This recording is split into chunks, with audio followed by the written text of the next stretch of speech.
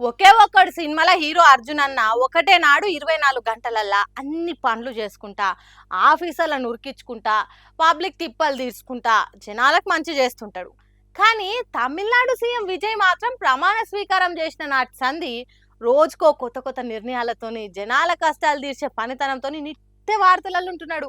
ఈసారి అయితే ఓటర్లతోనే కాదు ప్రతిపక్షాలతోని కూడా విజయ్ నువ్వు సూపర్ అయ్యా, నువ్వు వేరే లెవెల్ అనిపించుకుంటుండి ఇట్లా.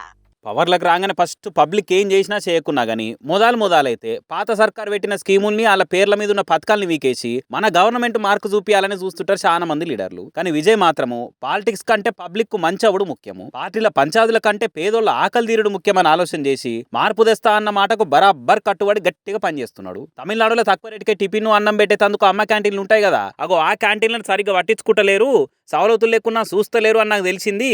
ఎంబటే అన్ని అమ్మ క్యాంటీన్ల క్వాలిటీ టేస్ట్ను పెంచేందుకు ఏమేం కావాలి ఎంత ఖర్చు అని ఆఫీసర్లతో మీటింగ్ పెట్టి అన్నర్చుకొని అటెంక ఆర్డర్లు కూడా పాస్ చేసినట విజయ్. ఎంబటే ఏ మాత్రం కూడా ఆలస్యం చేయకుండా అమ్మ క్యాంటీన్ల సవలతులు పెంచి గంటెలు చెంచెలు గిన్నెలు తలల కాంచి అన్ని కొత్త వంట సామాన్లు సర్కార్ తరపున ఇప్పియాలని చెప్పిందట. వండేటోళ్ళకే కాదు తినేటోళ్ళకి కూడా ఎటువంటి తక్లీఫ్ రాకుండా కూలర్లు ఫ్యాన్లు కుర్చీలు అన్ని మంచిగా పెట్టియాలని కూడా చెప్పిందట.